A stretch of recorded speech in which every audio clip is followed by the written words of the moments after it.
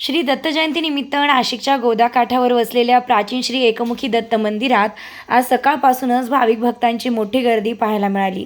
पवित्र दत्त जयंतीनिमित्त दर्शनासाठी नाशिकसह ग्रामीण भागातूनही भक्त मोठ्या संख्येने दाखल झाले।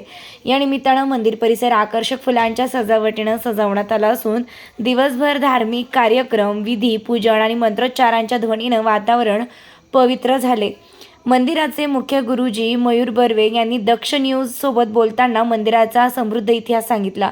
त्यांनी सांगितलं की शतकांपासून दत्त भाविकांसाठी हे मंदिर श्रद्धेचं प्राचीन आणि महत्त्वाचं केंद्र आहे।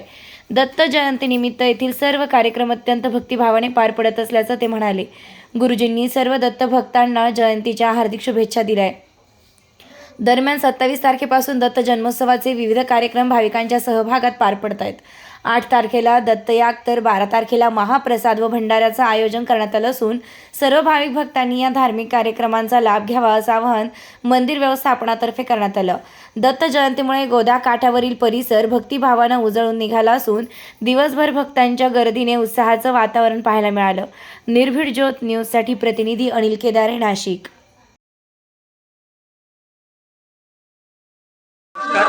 आज पहाटे बसणं दत्त महाराजांचा लघुरुद्र अभिषेक झालेला आहे। त्यानंतर संध्याकाळी 6:15 वाजता दत्त जन्माचं नियोजन आहे।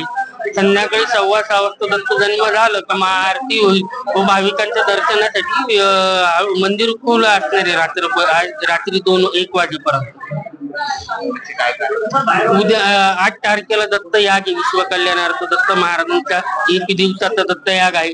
त्यानंतर 12 तारखेला महाप्रसादाचा कार्यक्रम आहे। 13 तारखेला सत्यदत्त महापूजा आणि कुलदेवतेचा गोंधळ असा कार्यक्रम होऊन उत्सवाची सांगता होईल। तिचा खूप खूप शुभेच्छा।